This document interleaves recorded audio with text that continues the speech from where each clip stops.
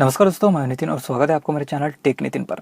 दोस्तों, कल हमने केमिस्ट्री का चैप्टर 1 पढ़ा था जिसका नाम था सॉलिड स्टेट। आज हम उसके आगे का पार्ट पढ़ेंगे। कल हमने जो टॉपिक कवर किए थे वो थे व्हाट इज सॉलिड स्टेट, उसके बाद टाइप्स ऑफ सॉलिड स्टेट, उसके बाद आइसोमॉर्फिज्म एंड पॉलीमॉर्फिज्म क्या होता है वो हमने कल डिस्कस किया था। जिन्होंने वो वीडियोज़ नहीं देखी, प्लीज़ डिस्क्रिप्शन में एक लिंक मिलेगा आपको उस वीडियो का, वहाँ से ज़रूर देखिएगा। इस वीडियो को देखने से पहले मैं आपको रिक्वेस्ट करना चाहूँगा कि उस वीडियो को आप पहले देखिए ताकि आपको ये वीडियो अच्छी तरीके से समझ में आ सके। तो चलिए हम हमारे वीडियो शुरू करते हैं। दोस्तों, वीडियो शुरू करने से पहले आपको एक चीज़ बोलना चाहूँगा। यदि आप नए हैं मेरे चैनल पे तो चैनल को सब्सक्राइब जरूर कीजिएगा, साथ ही साथ बेल नोटिफिकेशन आइकन भी प्रेस कीजिएगा और मुझे इंस्टाग्राम पे भी फॉलो कीजिएगा ताकि आपको अपडेट्स मिलती रहे। तो चलिए हम शुरू करते हैं। दोस्तों देखिए, आज हम क्लासिफिकेशन ऑफ क्रिस्टलाइन सॉलिड्स पढ़ेंगे। तो ये एक टाइप होता है सॉलिड का, उसके हम क्लासिफिकेशन देखेंगे। तो दो क्रिस्टलाइन सॉलिड्स होता है वो फर्दर क्लासीफाई होता है आयनिक सॉलिड्स में, कोवेलेंट नेटवर्क सॉलिड्स में, मॉलिक्यूलर सॉलिड्स में और मेटेलिक सॉलिड्स में। तो दोस्तों हम वन बाय वन इनको देखेंगे, राइट। देखिए, सबसे पहला आयोनिक क्रिस्टल्स। तो देखिए, इसके कुछ कैरेक्टरिस्टिक्स है वो मैं वन बाय वन यहाँ पे डिस्कस करता हूँ। The constituent particle of ionic crystal are charge ions. The cations and anions में डिफर इन साइज। तो देखिए, यहाँ पे जो कंस्टिट्यूएंट पार्टिकल होते हैं इस सॉलिड के वो आयंस होते हैं, और आयंस की बात करें तो उनमें कैटायंस और एनायंस होते हैं जो कि पॉजिटिव एंड नेगेटिव चार्ज होते हैं। तो अलग अलग साइजेस में ये इस जो क्रिस्टल में होते हैं। उसके बाद सेकंड देखिए, each ion of given sign of charge is bonded to ion of opposite charge around it by Coulomb force. In other words, the particle of ionic crystal are held by electrostatic force of attraction between opposite charge ion. तो ये जो ions होते हैं वो एक में से जुड़े होते हैं कूलम फोर्स से। अदर वर्ड्स में बात की जाए तो ये जो आयोनिक क्रिस्टल में जो पार्टिकल होते हैं वो इलेक्ट्रोस्टैटिक फोर्स ऑफ अट्रैक्शन से जुड़े होते हैं, ठीक है। और वो एक में से अपोजिट जो साइन वाले जो आयंस होते हैं उनसे जुड़े हुए होते हैं। जैसे कि पॉजिटिव जो आयन है वो जुड़ा रहेगा नेगेटिव आयन से। Okay, the next is ionic crystal are hard and brittle, they have high melting points. तो जो आयोनिक क्रिस्टल होते हैं वो काफ़ी हार्ड होते हैं और ब्रिटल होते हैं, और इनका जो मेल्टिंग पॉइंट होता है वो काफ़ी हाई होता है। उसके बाद these are non conductor of electricity in solid state, however they are good conductor when melted और डिजोल्व इन वाटर। तो सॉलिड स्टेट में तो ये नॉन कंडक्टर्स होते हैं, लेकिन यदि इन्हें डिजोल्व कर दिया जाए पानी में या फिर मेल्ट कर दिया जाए तो ये गुड कंडक्टर्स हो जाते हैं। जैसे कि एग्जांपल NaCl, K2SO4, CaF2। ये सभी जो है आयोनिक क्रिस्टल्स है। तो आपको इनकी कैरेक्टरिस्टिक साथ ही साथ एग्जाम्पल जो है ध्यान में रखना है, ताकि एग्जाम में यदि पूछे तो आपको अच्छी तरीके से आप यहाँ पे लिख पाए। अलग अलग जो अभी हम टाइप्स देखेंगे उसके अलग अलग कैरेक्टरिस्टिक्स है और अलग अलग प्रॉपर्टीज़ है और एग्जाम्पल भी अलग अलग है, तो सभी जो है आपको याद रखना है। चलिए, सेकंड जो सॉलिड का टाइप है उसे हम देखते हैं, कोवेलेंट नेटवर्क क्रिस्टल्स, ठीक है। तो देखिए, इसके कुछ कैरेक्टरिस्टिक मैं आपको बताता हूँ। सबसे पहला है the constituent particle in covalent network solid are atoms. तो जैसे कि हमने पिछले वाले में देखा कि वहाँ पे आयंस थे कॉन्स्टिट्यूएंट पार्टिकल, बट यहाँ पे क्या है, एटम्स है। उसके बाद देखिए, अब ये इसमें बॉन्ड कौन सा रहता है वो देखते हैं। The atom in this crystal are linked by continuous system of covalent bond. The result is rigid three-dimensional network that is giant molecule. Entire crystal is a single molecule. तो देखिए, एक पूरा जो क्रिस्टल होता है एक सिंगल मॉलिक्यूल होता है, और ये जो इसके अंदर के जो एटम्स होते हैं वो जुड़े होते हैं किससे, कोवेलेंट बॉन्ड से, और ये जो 3 डायमेंशनल नेटवर्क फॉर्म करते हैं जो कि काफ़ी रिजिड होता है और एक मॉलिक्यूल, सिंगल मॉलिक्यूल आपको देते हैं। इनकी बात करें, ये जो कोवेलेंट नेटवर्क क्रिस्टल है काफ़ी हार्ड आपको दिखाई देंगे। उसके बाद देखिए, as a result of rigid and strongly bonded structure, covalent network crystal are very hard.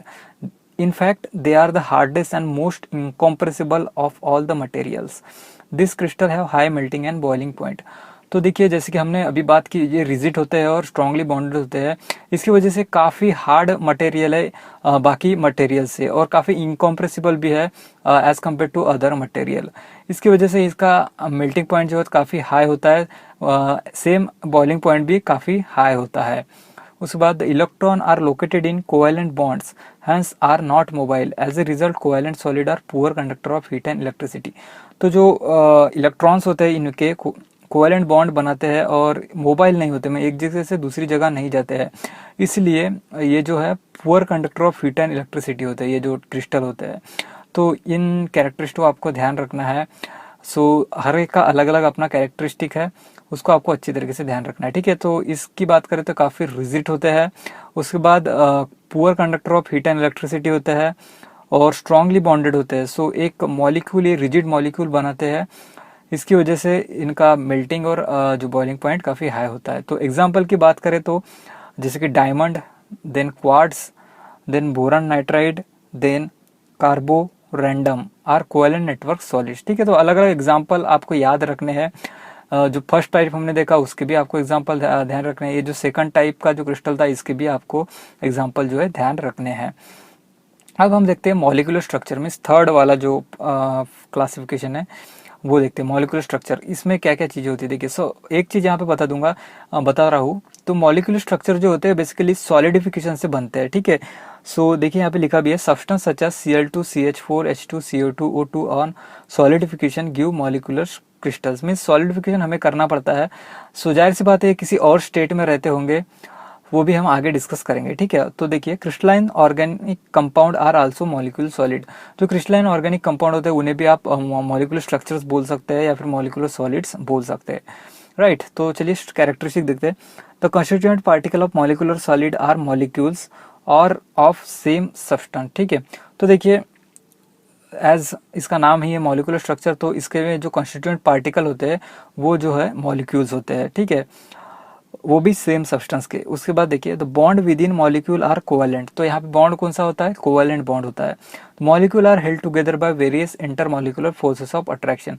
तो इसके यदि फोर्सेस ऑफ अट्रैक्शन पूछा जाए तो ये various inter molecular forces of attraction से जुड़े हुए होते हैं, जो बॉन्ड्स होते हैं।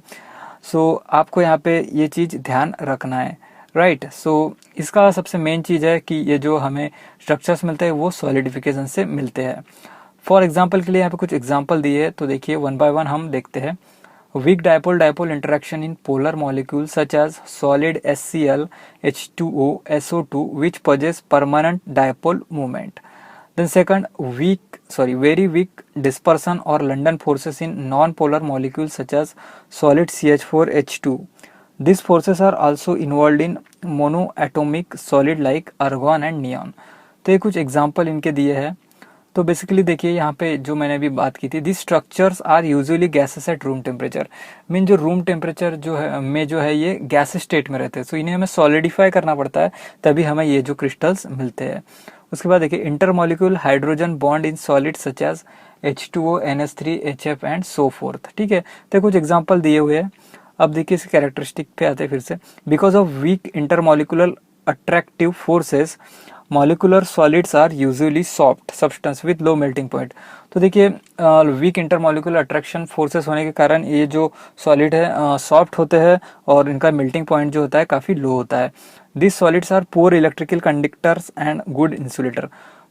देखिए, इनसे इलेक्ट्रिसिटी काफ़ी ना के बराबर फ्लो होती है और एक गुड इंसुलेटर है, मीन्स ऐसे मटेरियल जहाँ से इलेक्ट्रिसिटी फ्लो नहीं होती है। तो ये कुछ इसके कैरेक्टरिस्टिक थे जिसे आपको ध्यान में रखना है। अगेन अब एग्जाम्पल देखेंगे। एग्जाम्पल में तो ये हमने कुछ एग्जाम्पल देखे थे। आपको जो इनकी सभी जो कैरेक्टरिस्टिक एंड उसके एग्जाम्पल वो ध्यान रखना है, ठीक है। अब हम मेटेलिक क्रिस्टल्स की बात करते हैं, ठीक है। देखिए, ये जो क्रिस्टल्स होते हैं वो एटम से फॉर्म होते हैं, ठीक है। तो अलग अलग हमने अभी तक जो क्रिस्टल देखे वो अलग अलग उनके कंस्टिट्यूट पार्टिकल्स थे। तो इसमें जो कंस्टिट्यूट पार्टिकल है वो एटम्स है और वो जो है मेटेलिक बॉन्ड से जुड़े हुए होते हैं। अब मेटेलिक बॉन्ड्स के बारे में थोड़ा सा लिखा है यहाँ पे, तो वो बता देता हूँ। तो देखिए, मेटेलिक बॉन्ड में देखिए, the valence electron are delocalize over the entire crystal living behind positively charge metal ions. तो देखिए, ये जो इलेक्ट्रॉन्स होते हैं इनमें वो क्या करते हैं, पॉजिटिवली चार्ज मेटल आयंस को रिलीज करते हैं। उसकी वजह से इसमें क्या होता है, इलेक्ट्रॉन्स और आयंस ये दोनों चीज़ें होती है। और यहाँ पे लिखा भी है देयरफॉर मेटेलिक क्रिस्टल्स, ठीक है।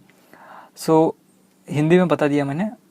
उसके बाद देखिए, the attractive interaction between cations and mobile electrons constitute the metallic bond. तो देखिए यहाँ पे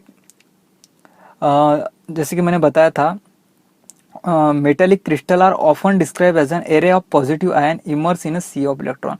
इसका मतलब कि यहाँ पे जो है कैटायंस होते हैं, एनोयंस होते हैं, मीन्स आयंस होते हैं, और इलेक्ट्रॉन्स भी होते हैं। उसकी वजह से क्या होता है, इसमें जो है बॉन्डिंग जो क्रिएट होती है वो मेटेलिक बॉन्ड कहलाता है। तो ये चीज़ें आपको ध्यान रखनी है। सबसे इंपॉर्टेंट चीज़ यहाँ पे यही बताऊंगा, मेटेलिक क्रिस्टल में जो बॉन्ड होता है वो मेटेलिक बॉन्ड होता है, और इसमें जो कॉन्स्टिट्यूट पार्टिकल होते हैं वो एटम्स होते हैं, ठीक है। ये चीज़ आपको ध्यान रखना है। तो इसके कुछ प्रॉपर्टीज हम अभी डिस्कस करते हैं। जैसे कि metal are malleable, that is they can be hammered into thin sheets. Thin sheets हम इनसे बना सकते हैं, इस टाइप के स्ट्रक्चर से जो कि मेलेबल होते हैं, और इनसे सीट्स हम आसानी से बना सकते हैं। उसके बाद metals are ductile, that is they can be drawn into wires, mean इनसे हम वायर्स भी बना सकते हैं, ठीक है। एज दे कैन डक्टाइल, ठीक है, they are ductile, okay. Metals have good electrical and thermal conductivity. तो ये जो मेटल्स होते हैं इनमें गुड इलेक्ट्रिसिटी होती है और थर्मल कंडक्टिविटी होती है। एग्जाम्पल की बात करें तो metal such as Na, K, Li, Fe, Au, Ag, so अलग अलग मेटल्स है, इसको आपको ध्यान में रखना है। तो उम्मीद करता हूँ आप आज का सेशन आपको अच्छा लगा होगा। अच्छा लगा है तो लाइक बटन जरूर प्रेस कीजिएगा और सब्सक्राइब कीजिएगा हमारे चैनल को इसी तरह के वीडियोस के लिए। इसी तरह के वीडियोस देखने के लिए हमारे चैनल को सब्सक्राइब जरूर कीजिएगा। और जिन्होंने कल की वीडियो नहीं देखी वो प्लीज़ डिस्क्रिप्शन में जाइए और वहाँ से आप वो जो वीडियो देख सकते हैं। आप मुझे इंस्टाग्राम पे भी फॉलो कर सकते हैं, मेरा इंस्टाग्राम आईडी आपको डिस्क्रिप्शन में मिल जाएगा या फिर स्क्रीन पे भी दिखाई दे रहा होगा।